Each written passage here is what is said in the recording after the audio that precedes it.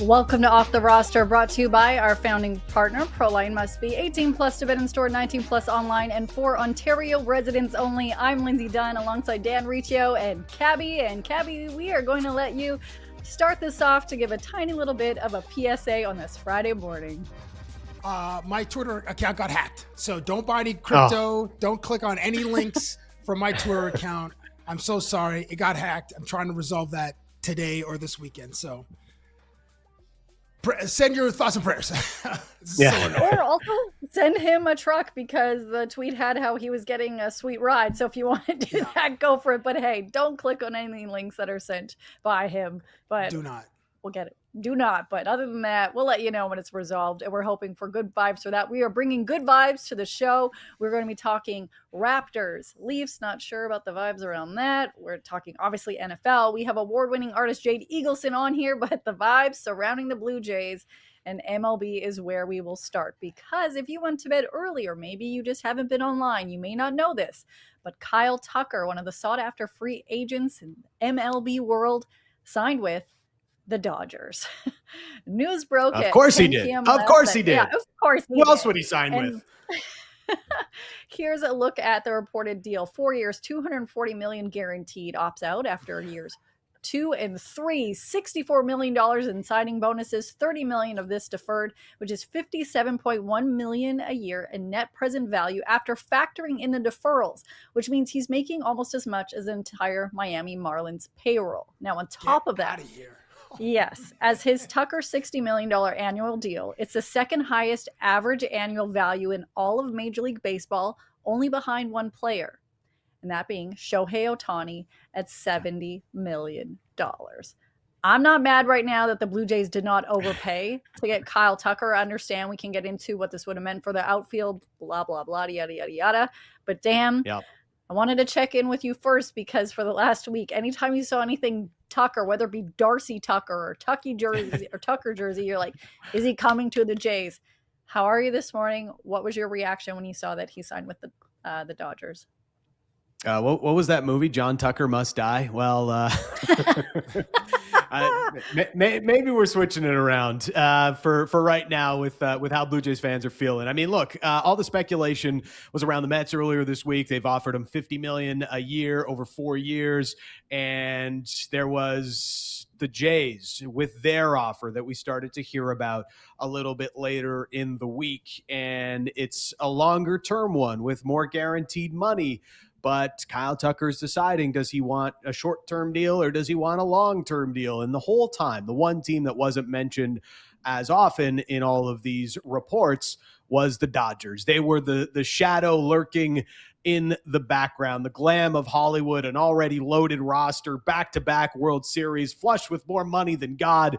It was always going to be the Dodgers. I mean, I could see the writing on the wall. I just didn't want to see it because I was hoping that Kyle Tucker would choose the Blue Jays. Maybe it's different this time. They were runners-up in the World Series and all of this, and there's good vibes. You know, Rogers Center was full, and people were really interested in what the Blue Jays were putting together, and they've already been the biggest spender of the offseason in Major League Baseball, but it was not to be. Look, this isn't close to the disappointment of when Ohtani chose the Dodgers over the Blue Jays. Like, Ohtani felt like your crush leaving you to move to LA and date a movie star, whereas this feels more like This feels more like getting hyped to see Joker 2 with Joaquin Phoenix and Lady Gaga, and it turns out to be the worst movie of all time. Like, you probably should have known, like you should have known that that's how this was going to play out. That's where my level of disappointment is at with Kyle Tucker not choosing the Blue Jays and opting to go with the big bad Dodgers. It kind of feels like a bit of a catfish. Like Manti Te'o could probably speak to this. It's like there was just a lot of flirting. There's a lot of back and forth, and just never saw the girl. Just never. And the Dodgers are the new evil empire. Like, the Yankees have had that mantle for a long time, but Mark Walter, who is the owner of the Dodgers and the LA Lakers, is like, I don't know if he's Darth Vader or I don't know if he's Thanos. Like, at the entire fleet of like Darth Vader's the Imperial Empire is here because there's so much talent in LA. And if I'm going to follow on the Thanos reference with the Infinity Stones, the Stones got Luka, LeBron, Shohei, Mookie, Yamamoto, and then is Kyle Tucker like the sixth stone on this Infinity Gauntlet? Like it's crazy. And I guess this might be a counterintuitive take. I guess for the sake of baseball, it's good in this way. Last year's World Series was one of the highest rated in decades because, and in the United States, I think it's just in the United States, the Nielsen ratings didn't even count Canada, which like 10 or 11 million people watched, or Japan, which I don't know, 20, 30, 40 million people watched that World Series, the best World Series in a couple of decades. The Dodgers, what New York and like the Yankee cap does is export America. The Dodgers are doing the same thing, just like America exports culture, blue jeans, hip hop, the Yankees cap. If the Dodgers continue winning, then that's good for baseball globally. You'll see more LA Dodgers caps around the world. And ultimately, because the way that baseball is set up and owners share profits, there's revenue sharing. I know people love capitalism and socialism is a bad word, but owners share revenues. And the Pittsburghs, the Cincinnatis, the Miamis, all those teams will benefit from how much the Dodgers will spend on the payroll. They're not going to be competitive like the Dodgers, but there's still benefits. So ultimately, I think and I know it's a weird take because Kyle Tucker's not going to be in a Blue Jay uniform hitting home runs to right center field in that new pavilion or whatever by the bullpen. I think it's as weird as it sounds, like good for baseball, the sport. Lindsay, how did you feel when Jeff Passan tweets this, whatever the version of the Woj bomb, the Shams bomb is for baseball, when Passan tweeted out the deal? How did you interpret? How did you feel? The only thing that annoys me about that man is his Twitter bio says that he bombs automatically. No, bombs atomically. Okay. Bombs atomically. Yes. Okay. Well, now I hate it less. I wasn't surprised when I saw that. I understand the annoyance that it happens to be the Dodgers, the team that beat the Toronto Blue Jays in the World Series in extra innings in Game 7 in Toronto. But I'm not that mad. When I saw how much they paid, which makes me a little nervous of how much Bo could get out of his deal, yeah, he would have been a great fit in the outfield for the Toronto Blue Jays when you look at Varsho and Springer both in the final year of their contract. But don't count the Blue Jays out. I saw a lot of fans online being like, oh, this is over. When you look at what they've already done this offseason, if they do not get Bo, or hey, if you want to throw Bellinger out there because long-term in the outfield, he could be good for the Toronto Blue Jays if we want to go there, is that Dylan Cease, they had Kazuma, they had Rogers, they had Cody Pence. Like, the Blue Jays have been active and they have made their roster better. Was Kyle Tucker going to change everything and bring them straight back to the World Series? Probably not. And we can be optimistic about Tony Taters, who had a terrible season and was plagued with injuries. Yeah. So if he even plays a couple percentage better and a couple percentage more games than he did last year, you should be optimistic and hopeful for the Toronto Blue Jays. They've made enough moves in the offseason to help bolster this roster.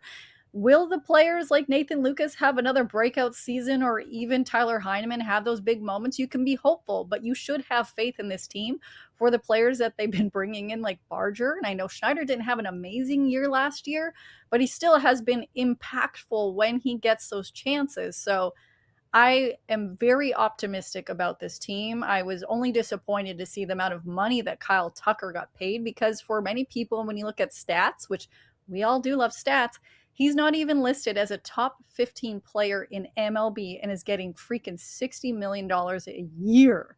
But I was just annoyed it went to the Dodgers. I wasn't mad that the Jays didn't pay him $60 million a year, because he's not going to change this franchise. So, Dan, I know we had a little conversation before, and Cabbie brought up about, is this good or bad for baseball? What is your take on this? Well, I saw Clayton send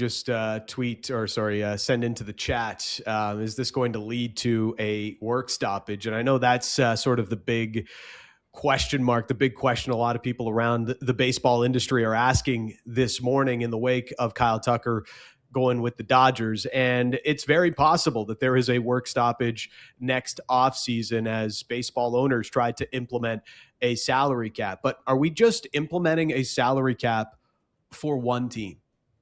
The Dodgers, they're over. Yes, let's do it.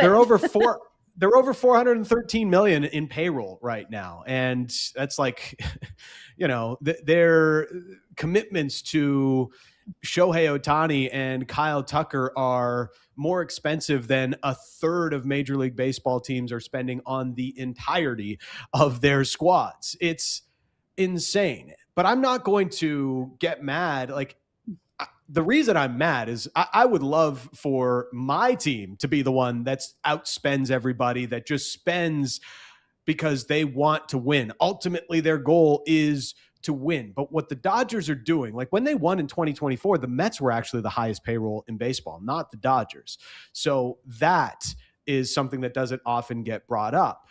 The Dodgers are now continuing to spend as they continue to grow their revenue with the winning that they have been doing, but they spend it smarter than everybody else. That's what's the most annoying part of all of this. Sure, yeah, they're overspending on Tucker, but they're saying, well, it's only 4 years. We can make this work. Next year, who knows what's going to happen, but there's probably going to be some kind of work stoppage that's going to implement a limit on our spending to some level. So let's spend it now. Cheers. Throw back the shots. We'll worry about the rest later and try to make it a three-peat for the LA Dodgers. This is a team spending to win, and I can't hate on that too much. I'm annoyed by it, but I can't hate on that too much because in my heart of hearts, I wish every team I cheered for would do the same.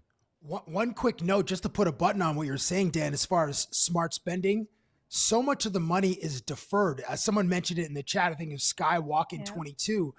And, credit to KPMG or Deloitte, whoever their nerds are in accounting, who just figured out, hey, this is a way that we can win in the margins, deferred a lot of the revenue, or not the revenue, the spending on the payroll to who knows when. It's like, all right, we'll just put it on a credit card and we'll just pay it later. As you said, would you say take the shots now and forget it later? Something like that. It's the similar strategy, which I think is brilliant. Another thing, just like which hurts Toronto, is listen, this series, the World Series went to 7 games. Like, if Kyle Tucker was a Blue Jay in 2025, does that go 7 games? Absolutely not. But in 2026, it's addition by subtraction. Subtracting to the Toronto Blue Jays because Kyle Tucker's not available to us, but subtraction to Toronto, addition to LA. It's like, if they're thinking like, if Toronto was one Kyle Tucker away from beating us, maybe we should go get Kyle Tucker. And they went and they got Kyle Tucker. So, I mean, it's I guess as the saying goes, you can't hate the player, hate the game. So they're playing a game. The game is not over much yet. different. Yeah. No. They still got to play the 162 and get to the playoffs, right? And there's other elements of this that the Dodgers paid over $150 million in revenue sharing last year. That goes to other teams. It goes to players. So the Miami Marlins that are spending $60 million a year, they don't mind getting the paycheck from the Dodgers to help them, help them pay for their squad. They also paid over They paid $169 million in luxury tax payments last year. That was their penalty, a record in Major League Baseball. It's going to be even more next offseason, given what they are spending right now. So you look at all this and you add it all up. The Dodgers are feeding the beast. Like, this isn't a team that's crying poor, and that's what gets me about a salary cap. Like, to me, the salary cap is the worst thing that has happened to the National Hockey League. I hate the hard salary cap. I think it limits what players can get. It limits owners from spending, and ultimately it creates a fake parity around the league that I just don't love. Baseball has had, going into this year, they had 23 of 30 teams make the playoffs over the last 4 years. They had, at that point, all different teams before this past World Series. I think 7 of 8 teams were different in the World Series. So there was a level of parity there that people didn't seem to think existed, even though teams can outspend others in the way that they do. This is on other teams to figure out how to make it work, like Billy Beane did with the Oakland Athletics, and how the Tampa Bay Rays have always seemed to put good teams on the field despite their salary restrictions. This is now just a harder game to play for other teams that aren't willing to spend as much as or anywhere close to what the Dodgers are spending. We'll see what happens with Bo Bichette, where he will end up. Bellinger, a lot of rumors with him going to the Yankees or signing with them, whatever it may be, and how much those contracts will be. The reaction for this has been interesting around the baseball community. Obviously, Dodgers fans happy when we're talking right here about Jays fans and people that covers Jays. We're more annoyed just that he went to the Dodgers. When we look at what's happening in the baseball community, people's reactions, including in our chat, annoyed and think that they were overpaid. I'm going to read a couple moments that happened on social media yesterday between the reaction of the $240 million contract at just under $60 million when you look at the deferred contract. So great name. Oracle Park Siegel saying one thing we should take away from this all is that Dodgers nonsense. Players signing with them at this point are heartless, spineless, and cowards who aren't self-confident in their abilities to baseball or lead.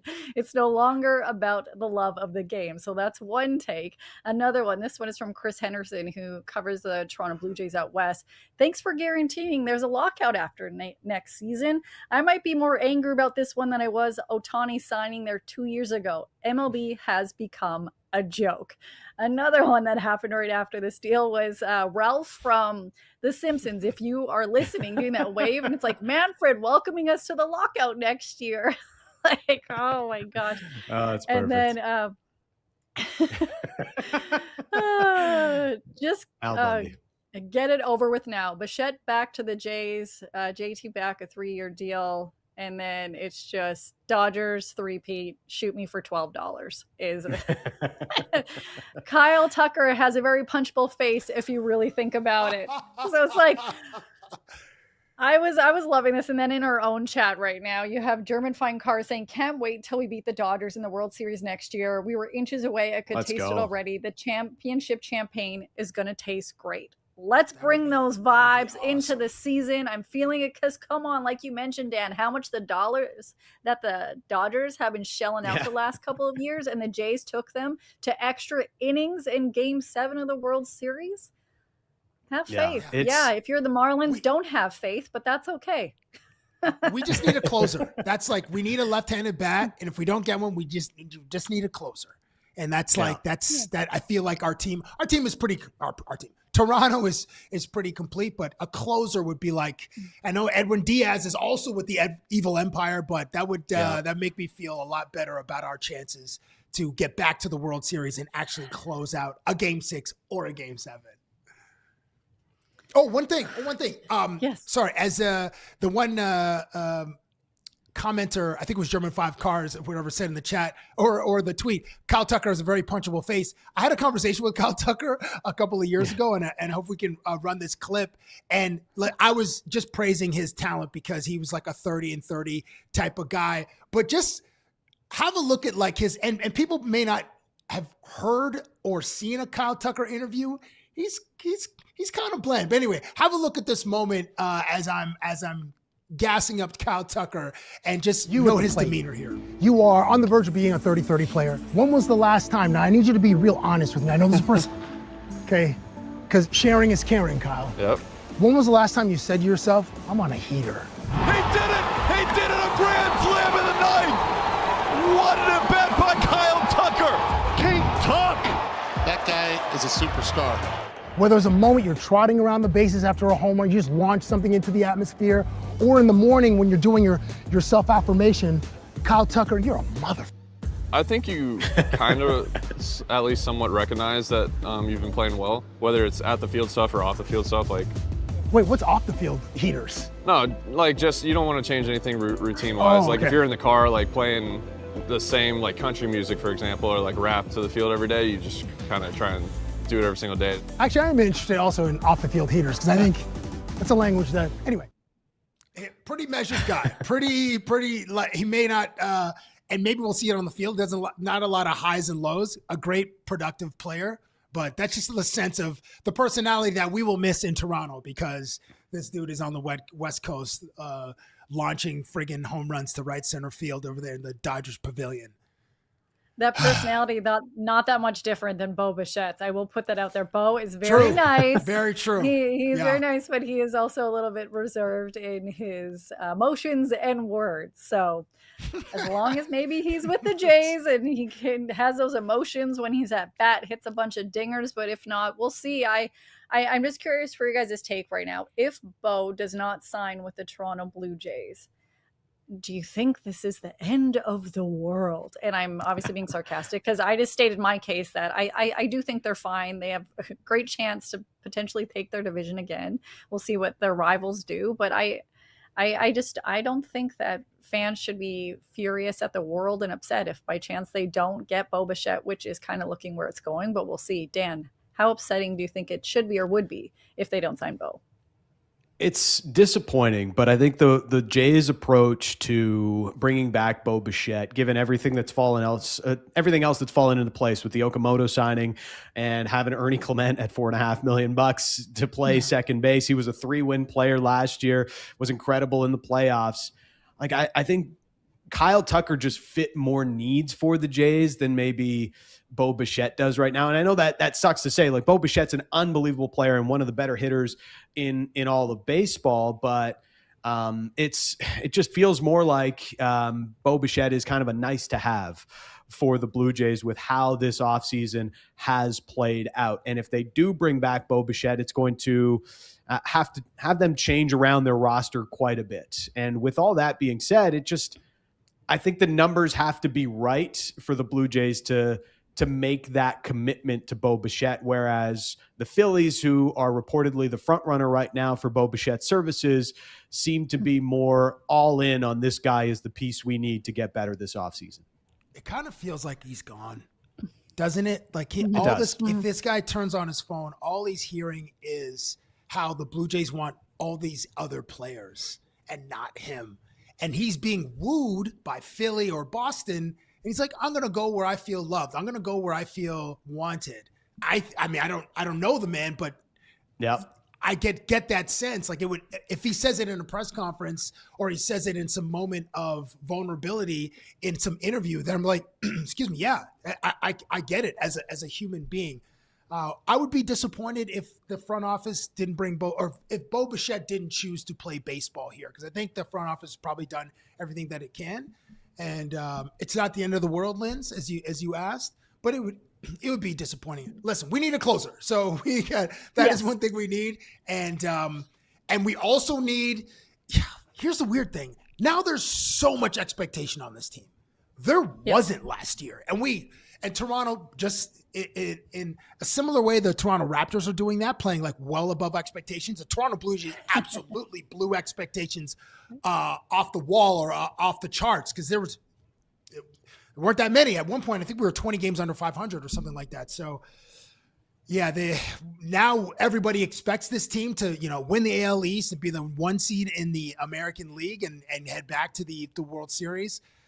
I just hope those 23, 25 guys on the roster are ready to have the same success that they did last year or more. So absolutely. And they're going to be hungry for it, man. I hope so. Yeah, that's well, because you think of like they had that taste, and as it keeps bringing it up, like they were inches away from potentially, winning Game 7. Yeah. They could have won Game 6. Also, the closer situation, also part of this whole scenario. So if you're going to try to, the contract being thrown out for Bo is around $300 million is the number that we constantly are hearing, and that the Jays and him are apparently not quite close on that. But take that money, get us a great closer. And I said us, I don't care. I'd say I cheer for the Blue Jays. I'm not mad about it. But yeah, get them a closer, take that money, throw the boatloads of money at a great closer. I will not be upset. It'll be interesting to see what happens on April 3rd, I believe. Let me check. No, April 6th, when the Dodgers are in Toronto, if Tucker will be booed, because we're going to see some booing in Toronto on Friday, because let's now go to the ice and what happened in Vegas. Yeah, thank you. Yeah. Thanks. Yeah, Leafs in Vegas. Let's go with how this game started. Here's a clip of Austin Matthews. And Mitch, the last two out in warm-ups per usual, send a puck your way there at the end. What was it like seeing him over there? I didn't look over. I don't know. So, yeah, I think I've had enough of the Mitch questions for the day, Mark. So, yeah, let's just get ready for the game and go from there. Message received. What do you like about how your team... So, yeah, not sure if you know, Mitch Marner taking on his former team, the Leafs in Vegas. Yeah, you had no idea, especially if you watched us yesterday. We didn't talk about it. So much sarcasm right now. Very busy first period between both teams, especially the Leafs being able to notch some in the back of the net. But an unexpected moment happened if you did not watch or listen to the game. Boos were actually raining down in Vegas. Take a listen. Dorofeo. Shot. And the stop is made by Wool. A lot of people traveling down. Tons of Canadians in that building. Absolutely. Thousands. Yeah. It was, to me, a little shocking. And then I will be honest, I did laugh because I'm like, man, I forget Leafs fans. They travel well and they had this marked on their calendar. Cabbie, when you heard the boos and how loud they were you surprised? Yes. And then the broadcast did show, a smattering of Leaf fans in there. I just, I hadn't heard of a lot of people going to the US in the last year or so. Yeah. And Vegas I think the mayor was speaking about how much the economic impact of Canadians not traveling there had cost their city, but I guess they're back, and they went to the T-Mobile Arena to watch Mitchie face his old team. Yeah, I was surprised, and it happened multiple times. It wasn't just like early in the game. Like second period, there was a Go Leafs Go chant. Third period was a Go Leafs Go chant. So you're right, the Maple Leafs fans definitely traveled, and I was a little bit surprised. Someone who is acting not surprised by it. Mitch Marner, here's what he had to say about the boos and Leafs Nation showing up in Sin City. Saw you kind of shoot a puck over at Austin at the end of warm-ups. What was it like battling against him tonight? Yeah, it's always, I did it at the Four Nations. It's obviously always a challenge. He's a great player. He does so many great things on the ice, not just offensively, but defensively as well, just cutting down plays and making it hard to get offense off him. So, like I talked about before, is a really close friend of mine, a guy that, I know I can shoot any kind of questions off of and always get a reply. And it really feels like family to me, so it's always fun competing against them. Well, I grabbed the wrong clip. That was on me, but whatever. What he said was... he had that answer in this whole... He's been rehearsing that answer because it came out he said 100 words in 3 seconds. That was rehearsed. Sorry, Liz. Yeah. He's like, all right, no, that one's on me because I had so many moments from the game that I sent the wrong clip. What he did say, paraphrase, is Leafs fans travel well. They have a passionate fan base. Kind of said, was he surprised? And then he's like, yeah, Leafs fans travel well. They have a passionate fan base, which good on him for answering it that way because we know the PR run of him the last 6 months has not went well. So that is said and done. The Leafs had 4 chances where they were up 2 goals to beat the Knights. They ended up losing in OT. Hey, they got a point, baby. That's a positive. But Dan, your takeaway from this game, it was unique. It was good and then it wasn't. Yeah, there was a lot of good elements about the game, but ultimately I prefer to view it as the Leafs they still got a point. I feel like they lost a point in Vegas last night because when you have 4 separate 2-goal leads in a game, you should be able to close that out. There were some tough moments in the third period, an offside that saved the day for a minute before it was a disallowed goal for Pavel Dorofeev to get the hat trick, and then Thomas Hertl scores with 7 seconds left. Easton Cowan took a bad penalty. There was a 2-on-1 that shouldn't have never happened, especially when you're up 2 goals in a third period. Just like little mistakes that this team has continuously made with third period leads. Again, to bring the stat up, we followed it over the last couple of weeks. The Leafs are the worst team at holding on to leads when they lead after 2 periods of play. So that's something that just absolutely has to change. But I did love a lot about their game last night. And, for Mitch Marner being like, I haven't thought about this game at all until today. And even Austin Matthews and his teammates trying to play down going up against Mitch. The feeling of the energy in that first period, Like, these guys were up for the game. I don't know how much money was on the board on either side, but you can't sit there and try to downplay this game to me when it definitely didn't feel like January 15th on the regular season schedule. They were playing, they were going hard, both teams at each other. Even Vegas, who was on the second half of a back-to-back, these teams went hard. There was a bigger and higher pace to this game that was close to playoff level. Don't try to sell me on you guys weren't thinking about how this game would play out, because both teams were up for it last night and made for great theater, even if the Leafs weren't able to close it out. We had like the Leafs versus Colorado and Leafs versus Golden Knights. Those were playoff-like games, and the energy was unbelievable. Credit to the Golden Knights. They played the night before OT winner against LA and then OT winner against Toronto. Those are two Stanley Cup contenders.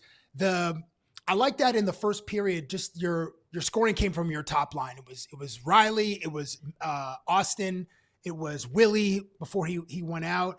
Tavares had a goal. Scott Lawton had a goal. And there was a moment in the second period, not just the first period, but Toronto just shows it's an elite offense. In the second period, with about a minute left or 2 minutes left in the period, Toronto had the puck for about a minute on 5-on-5. It looked like a power play, but they just kept, like, the movement of the puck was just amazing. And also in the third period, there was a stretch of like 45 seconds or almost a minute. Again, 5-on-5. The Leafs just controlled the offensive zone.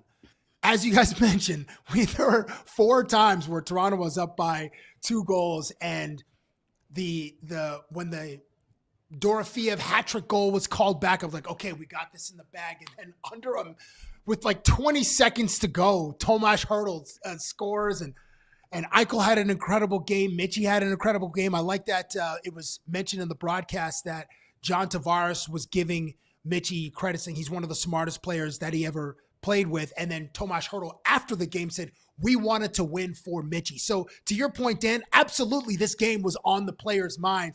Obviously, the Golden Knights and certainly the Toronto Maple Leafs, and it delivered as far as entertainment and goal scoring. 10 different players scored. Dorofeev almost had a hat trick, but they didn't find a way to stop Mark Stone, who was like jamming at the puck or whatever. He got his 9th in 10 games. It was great theater. Unfortunately for the Toronto Maple Leafs, they failed to hold on to that lead, but it was for a January 15th game and January 12th that we saw in Denver. This has been awesome for Leaf fans.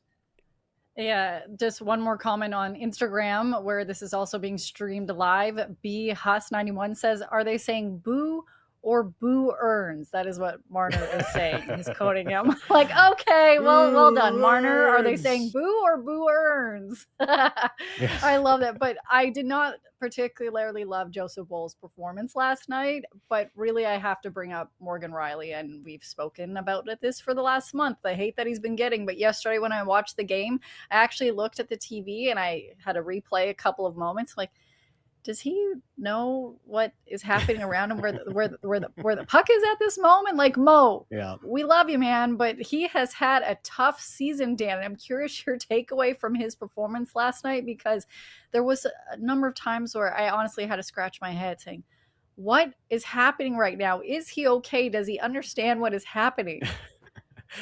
Morgan Rielly he's had a tough season. You know, we've talked about he's been on the ice for more goals against than any other player in the National Hockey League at 5-on-5, and that continues to be an issue. The other night against Utah, he was on the ice for 4 goals against. He was a -4. That can't be happening for one of your high-minute defensemen. Right now, the Leafs have 3 defensemen that they can rely on very well. They are Oliver Ekman-Larsson, Jake McCabe, and my guy Troy from Richmond, Troy Stetcher, who has jumped into this lineup and just been an absolute revelation. But Morgan Rielly, he's had a tough go, and you know, I think he's trying to do too much. He knows he's struggling, so he's trying to do his job, and he's trying to do somebody else's job on the ice, and it comes off terribly, because you're like, Morgan, why are you like, you can't be in 2 places at once, man. Now you've just taken your place. You've taken yourself completely out of the play and made the front of the net wide open for Vegas to just come down and score. And in overtime, that that play there where, Vegas eventually scores on. It's just, he's swimming into the corner like he's diving away. And it's just, come on, like you're taking yourself out of the play. That's not the right move there. And I know like people were cutting up Matthews because he was late to get back. And like, I get it. It's when you see that play out and like the third Vegas player comes into the screen and Matthews is nowhere to be found. It's like, how did he get beat so badly up the ice? Like how is he so far behind the play? And then you look at his ice time, his shift was a minute 16. Okay, maybe he should have come off earlier, but he was only off the ice for like 40 seconds in overtime. Like maybe Craigie B's got to trust somebody else there with some minutes because your captain is gassed. He played more minutes than anybody else last night for the Leafs. And after a couple of nights ago, he played 25 minutes or something on Monday against Colorado. Like he's playing incredibly well. Matthews is moving well. He is getting more scoring chances than anybody else in the league right now during this heater that he's been on. You got to not run him into the ground and playing him 23, 24, 25 minutes a night every single night, because the result is like he's not going to have the juice for some of these plays. And this is not like there's moments where criticism is warranted and moments when criticism is not warranted. For me, in that moment, Matthews' back check or lack of it, that's not a moment for criticism of the captain. That's partially 3-on-3 overtime. Those things are going to happen. But also, Craigie B's got to be able to trust some other guys out there on 3-on-3.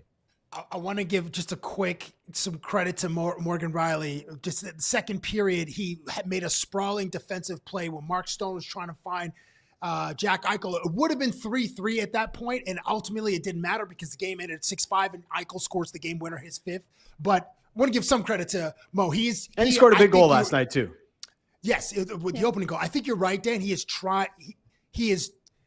trying harder because he knows that this season's been challenging and some of the plays just haven't worked out. But I still salute Mo. I still salute Mo.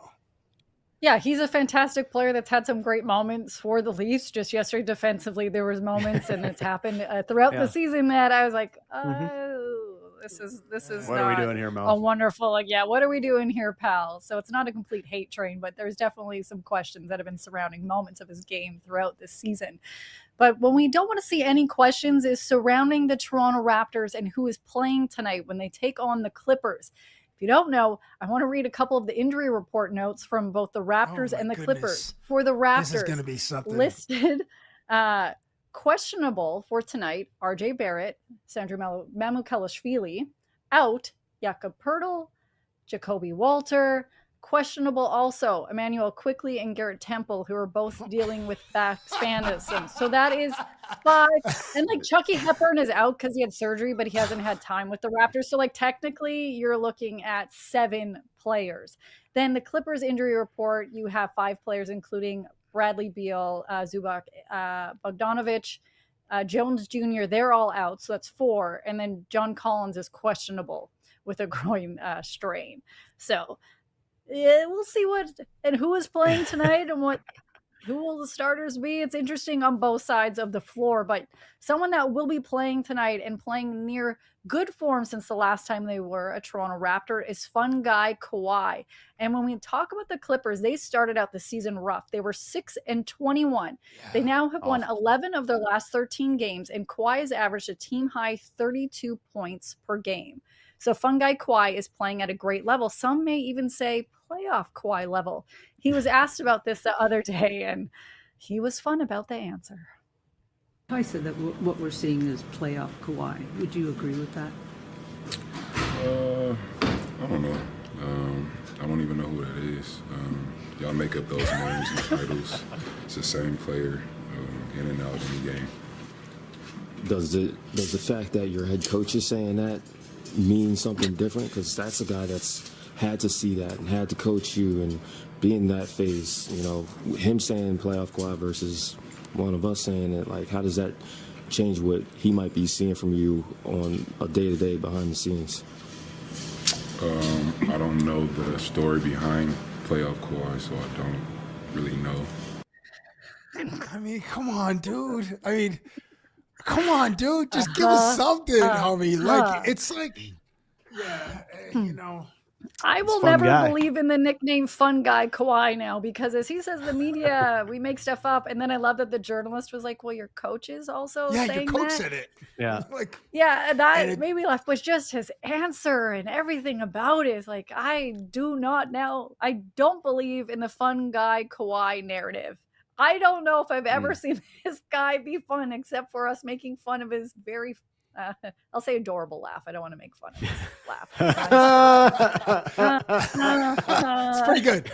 It was pretty good. But it's like, can I just, that clip shouldn't have been that funny, but I watched it 3 times and I could not stop laughing at his response. I don't even know who that is. I don't even know who that guy is. I play great the whole year round. Oh man! I mean, he would fit well into a hockey dressing room. Kawhi Leonard would, 110%. Zero personality, cliches, just like taking everything at face value. Yeah. Don't take any bad penalties. No sarcasm, no humor.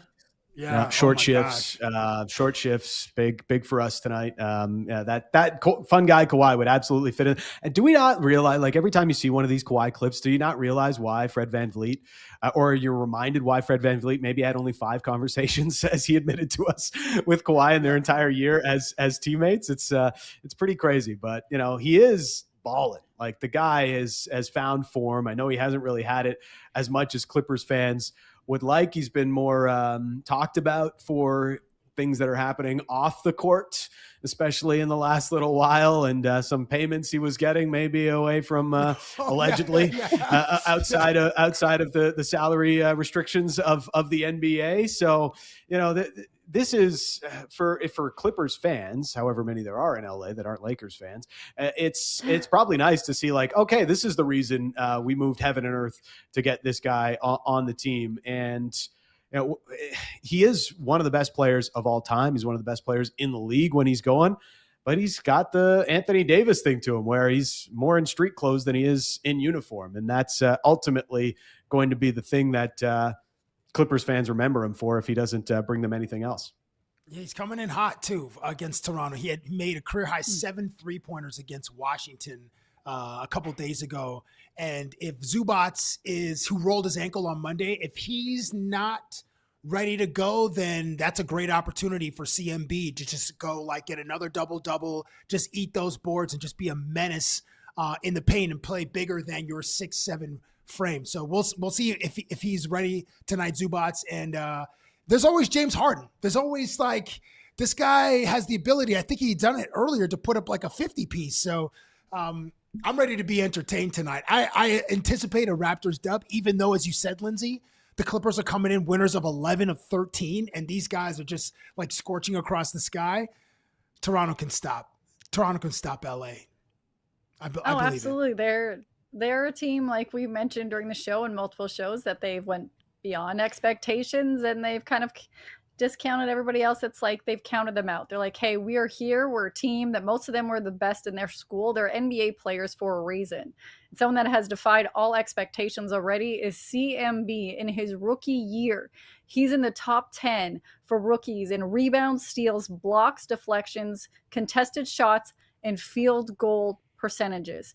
I am looking forward to see the challenge that he's going to give the opposition when it's defensively, and also see some of the plays that he makes when he passed that rock around.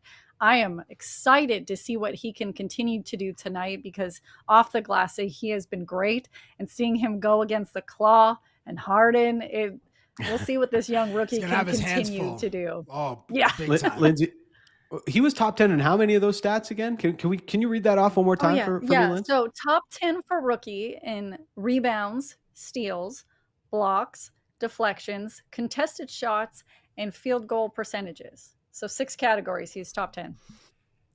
Steve Ashburner, who writes the Kia Rookie Ladder at NBA.com. He's written about the NBA since 1980. Are you watching Colin Murray-Boyles? Are you looking at these stats for Colin Murray-Boyles? Why is he still not on the top 10 rookies? No disrespect to Trey Johnson. He's having a nice little rookie season, but Colin Murray-Boyles is by far more impactful to a lot of these rookies than the ones that are being named in the top 10 Kia Rookie Ladder. I mean, this is a plus defender. How many rookies are plus defenders in the NBA? It doesn't happen for rookies. So I hope that Steve Ashburner sees this somehow, some way. And, maybe there is some more consideration for Collin Murray-Boyles in the NBA.com rookie ladder and get into the top 10 because he absolutely deserves it.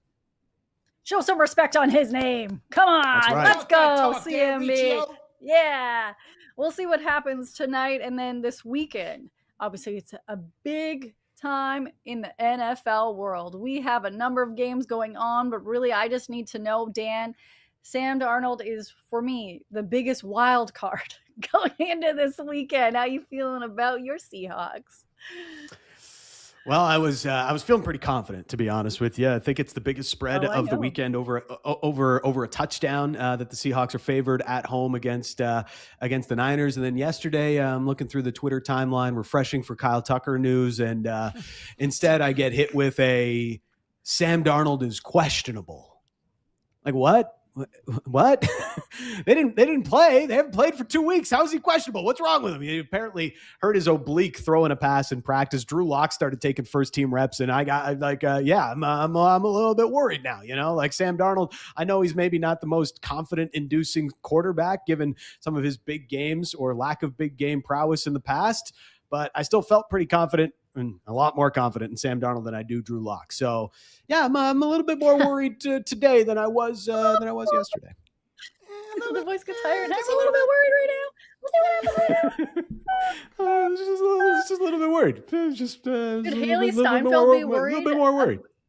Yeah. Should Haley Steinfeld be worried about her relationship with QB Josh Allen, that she was seen sporting a Broncos shirt or whatever back in like 1905? I have no idea. Somebody found it on Twitter.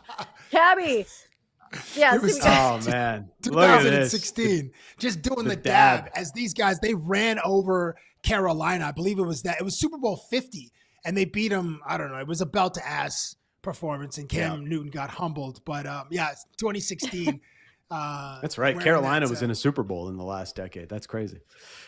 Man, they were 15-1 that year too. I know they were. Cam Newton MVP was legit. Yeah. But Denver defense, like they have a defense now. Denver's defense was elite in 2015, and Denver's defense right now is unbelievable. I think they led the league in sacks or something. Those guys don't bleep around. But should be worried? I don't know. How do you think Josh? How do you think that obviously gets sent to him? Yeah. He was. He wasn't. He said that he is not going to be bringing this up when he goes home. Happy wife, happy life. But the smart play from Josh. The Bills have not won 2 road games in a postseason since January of 1993. Are they going to finally win back-to-back road wins during the playoffs, Dan? I love this matchup because it's like the classic storyline matchup where best player versus better team, right? Like we all know the Bills aren't the most well-rounded squad right now. Josh Allen's got the cape on and he's carrying this team as far as he can possibly take it, battered, beaten, and bruised the whole way through. He's got like 17 injuries. He's got an injury to every part of his body right now when you look at the injury report, but he's still been able to get it done for this Bills team. Whereas the Broncos, as Cab mentioned, like they lead in all the pressure statistics. They led in sacks, they led in QB hits, they led in pressures, every one of those categories. And they're going to be all over Josh Allen this weekend. It's going to make for a pretty difficult day, especially at altitude for Josh Allen and the Bills. And I don't know if they're going to be able to overcome it. I've got the Broncos winning this one. Cabbie, last weekend or this Monday when we were talking about the NFL and how the games played last weekend, you're like, it was like cocaine, which for the record he has not done. He was just saying if he knew what it could be like from what he saw in movies. It was just an amazing experience. So I look at you and I want the vibes. When you look at these matches happening, these games this weekend, what is a game that you're hoping will take you to the next level of whatever something higher than cocaine may be? I have no idea either. Is that ecstasy or is that MDMA? Which I think it's the same thing. It's the what will bring me to feel like John Hamm in the nightclub. That meme where he's just like tripping out or whatever. It might be LA Rams versus Chicago because sorry, I was doing the song. Yeah, thank you. Because Chicago is The Bears are the comeback kids. They overcame a 25-point deficit against the Green Bay Packers last week. A couple of weeks ago, they overcame a big deficit, and Caleb Williams has the clutch gene. They're facing the number one offense in the NFL in the LA Rams, and the Matthew Stafford. Matthew Stafford is the MVP. Puka Nacua is, you can't guard that guy man-to-man. And then you have Devontae Adams, who's just a touchdown scoring machine. So those two factors, the MVP versus the quarterback who has demonstrated the clutch gene, and his whole squad are, you cannot count them out. That one has cocaine potential for me. And that's the Sunday night game in prime time. So that's it. That's where does this game rank on the Tony Montana scale? Is maybe something we should. This is what we're going to do on Monday, guys. Yeah, it has potential to look like a pitcher's mound, like just a serious. Was it an 8 6 ball? inches? I don't even know if that's a proper reference, but I don't know. I'm using some Johnny Depp things, but we'll see. It's what I look like after eating a panettone at Christmas. Just the pound of the huge cake and all the mound of cocaine is what you look like. The mound of powder that's the frosting. The icing. Sure. Anyway. Sure, Dan. To a counterpoint to what Cabbie mentioned, cold weather Matthew Stafford is not as successful as Matthew Stafford is normally. 1-8 record. Yes. For Matthew Stafford in 9 weather games with the Rams. That's cold, rain, or snow. So it's only 9 games. I mean, SoFi is covered stadium there in LA. He obviously played in Detroit before. This has always been a narrative of his career. 1-8 record, 14 tutties with 11 interceptions for Matthew Stafford in such games. So he's not quite as prolific, and it is supposed to be. Don't ask me for the conversion. I probably could have looked, but I looked, but didn't. It's supposed to be -7 on Sunday in Chicago. 18 degrees is the forecast in Chi-Town. Fahrenheit? I know we do have some Americans that watch the stream. So 18 degrees Fahrenheit and -7 Celsius. And Chicago, last thing, has an incredible rushing attack. And rushing attacks are basically weatherproof. So DeAndre Swift and Kyle Monaghy rushed for almost 1,700 yards combined. So this stacks up for a Chicago home win in their building with the wind in that in Soldier Field, freezing cold. That's going to be that's my cocaine game of the weekend. Can I tell you a PSA to the chat and everyone listening? We all don't do cocaine. I don't even know how to say that. Not so me neither, old lady. Because it's I don't do the marijuanas. We don't do the cocaine. No, it's so no. We aren't suggesting you go do piles. That's exactly what somebody who does do drugs would say. Oh yeah, right. Anyway, there's no way out of this now. We've done it to ourselves. There's no way out of this. That's my fault. Can you imagine me on this, guys? I had an energy drink once, and I think it got banned by the chat that I shouldn't be having one during the show again because energy is crazy. But yeah, so we're just having fun for entertainment purposes only. We talk about people potentially doing that white powder stuff. But there's another football moment happening on Monday, and that is the national championship game, Miami and Indiana. I just have 2 questions for you guys before we get to Jade Eagleson, the award-winning artist. Is how much do you think the cheapest ticket right now in the resale market is for a game or a ticket to this game? The cheapest ticket, I'm gonna throw out $182. I'm gonna say $450 at Hard Rock. I'm hoping that those tickets have shown up since I checked this an hour ago. The cheapest ticket is $3,500 American. What? Yeah, and then I looked at parking around there. How are college students affording this? Yeah. Well, it's college students like Whit Merrifield, who I know is going to the game. Yes, former Blue Jay and MLB player. I know. I need to ask him, how much did you pay to go to this game? What do you think the parking is going for around the stadium for the national championship game? Resale value. $100. I'll say $80.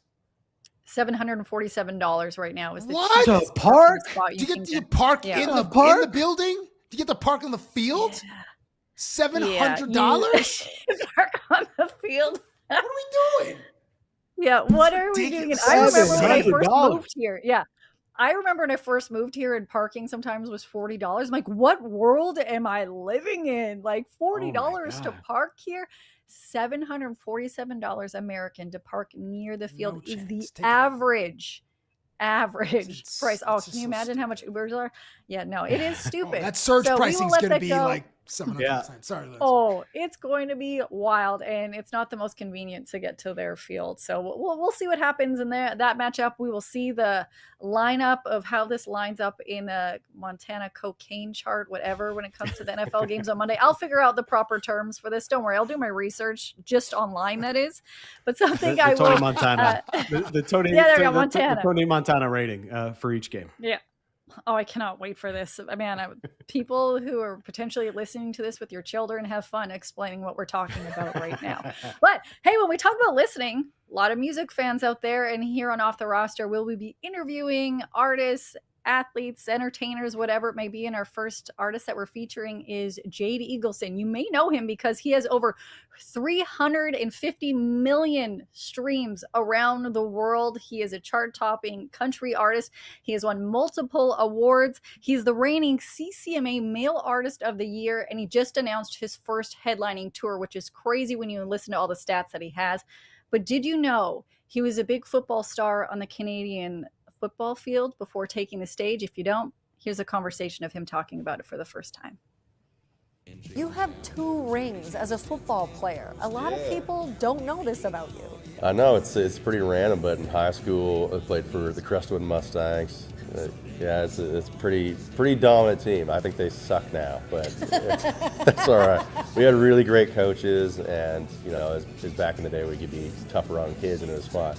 But we I think I get myself in trouble. But they It's all good.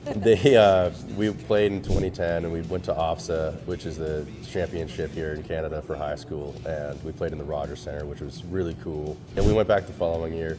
There's a video on YouTube of me getting smoked somewhere. I'm not going to tell you how to find it. Somebody find this, please. It's pretty embarrassing. But I was a fast guy. I was about like 200 pounds in high school too, 190, 200. But Position. I was playing linebacker, defensive end, and then but in my when I was a junior, I was playing like as a outside, like defensive halfback, which is kind of fun, but I like to hit, so they put me in more of like a linebacker role. When we talk about sports, I need to talk about sports performances. I do recall, I think you performed in the back of a pickup truck at a Toronto Rock game. Yeah. When is the last time you performed in the back of a pickup truck like that at a sporting event? Not at a sporting event. I did it at the CCMAs, but that doesn't count. That's different. But I almost forgot about that. That's crazy. Yeah. What do you remember about that show? I just remember it being so random. We're up there and like it's just strange because like some of the guys were over here, some of the guys were over there, and I was just that's isolated. You can't really move around too much, but it was still a lot of fun. Like, it looked cool, but I've always wanted to ask you, like, what was it like to actually perform that?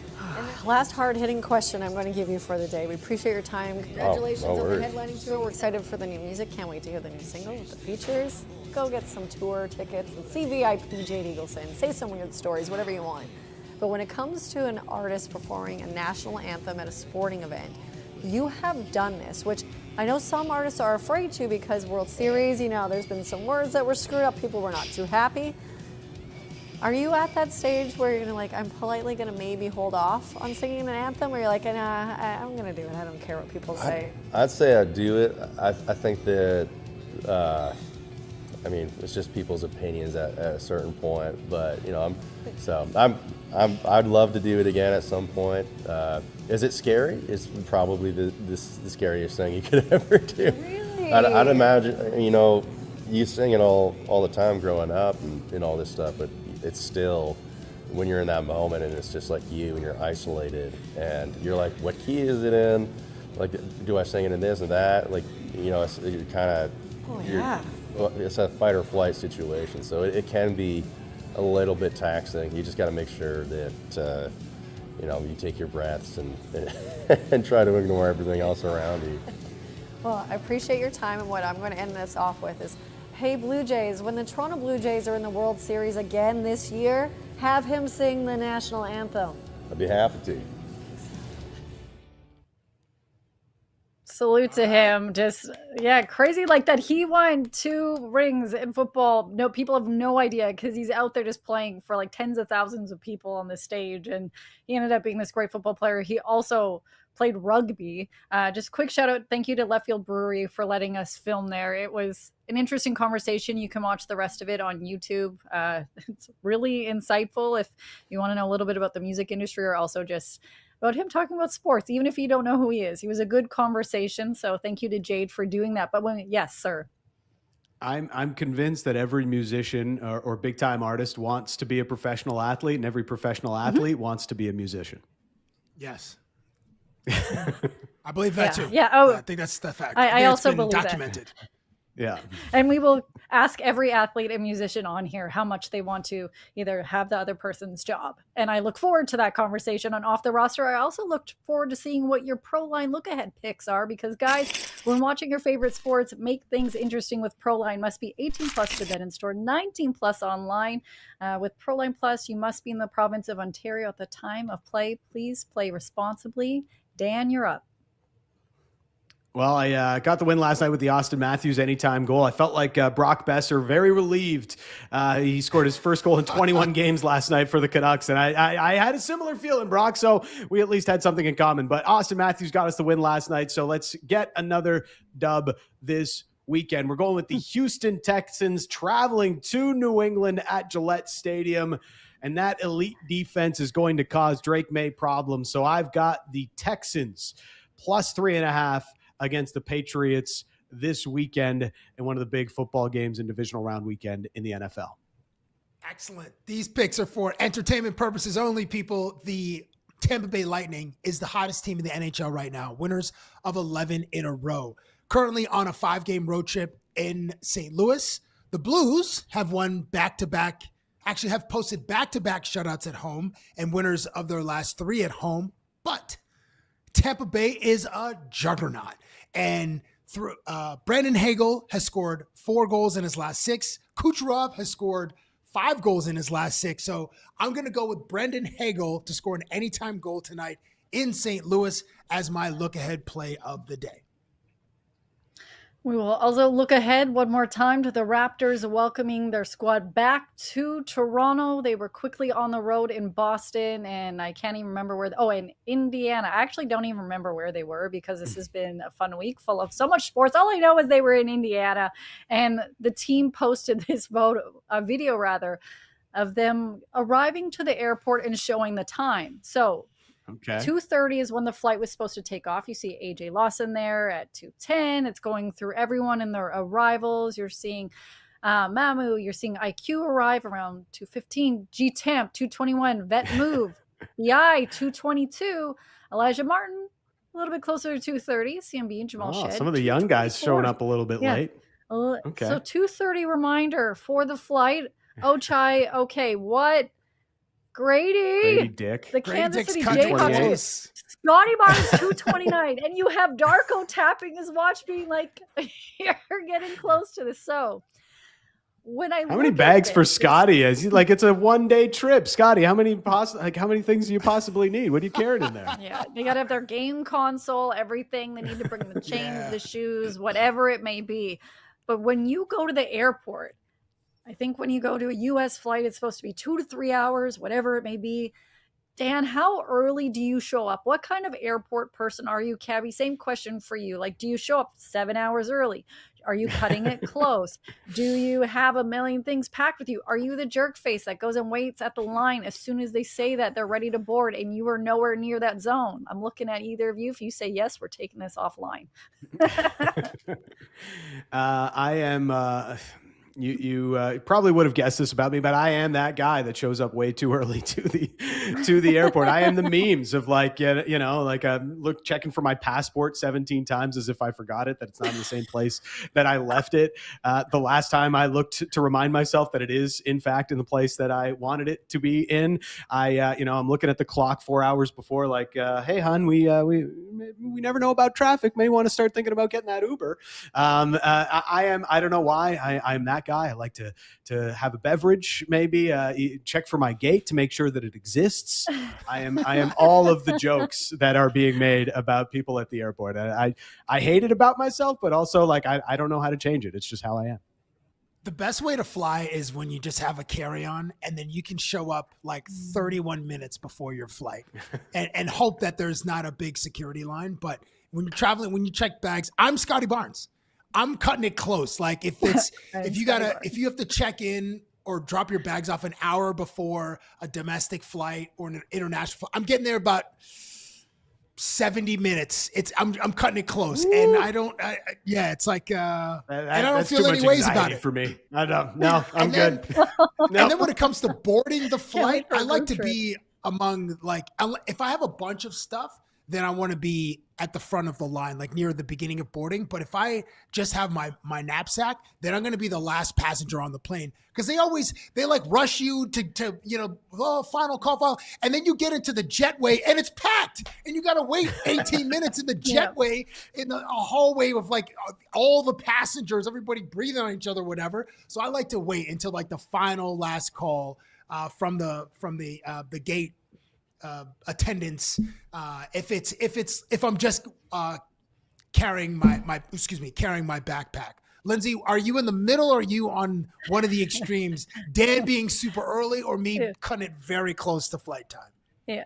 I am also Scotty Barnes in this scenario, but just to give you the kind of joy of what my life is like is my husband is someone that has to be there really early. We'll check for his passport 1,000 times, whereas I have Nexus. He doesn't. I'm like, yo, you need to work on that because I will leave you there. I'm going as late as possible as I can. And he will go wait in the line, give it like when it's to board, looking at me like, are you going to come? I'm like, no, I'm going to wait here until it is like the last call as well. And then I'll get on the flight because we're going to sit there for 4 hours and I'm impatient. I can't do it.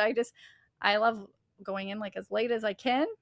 Getting into that flight as late as I can. Sometimes I've almost missed my flight more often than I would like to admit because I'll just be sitting there waiting for the last call and then I'll forget that. Hey, I need to get on this flight and get there quickly. But oh man, it gets me crazy because the carry-on craze of people just wanting to get in there first so that their carry-on will actually make it in the overhead luggage. Yeah. So then they back up the entire zones. Also is a reason why I would board last because I turned my back. So I'm like, I can't handle this chaos. So I'm with you. I cannot wait for all of us to have a work trip together. We are going to stress the shit out of Dan. Yeah. He'll like, are they coming? It's not going to be fun. I can already feel my heart rate rising as I'm hearing you guys talk. Yeah.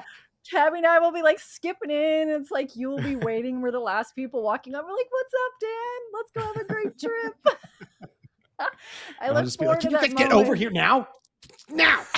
Dan's going to be the Wait, team Dan, parent. do you bring snacks? Yeah, do you bring snacks, Dan? I do bring snacks, yes. Oh, I'm so excited. We're on the same team. This is great. A round of applause for Dan, the snack man. Round of applause for Team everyone Dad. to join us this week on Off the Roster. Team Dad. Everyone, please start calling him Dad in the chat from now on. Oh, this made my day. Thank you for joining this week on Off the Roster. On Monday, we have Pascal Siakam as well as Brad Jacobs. Another great show for you. Here's hoping for an exciting weekend of sports. We'll see you on Monday. Hope you enjoyed this video.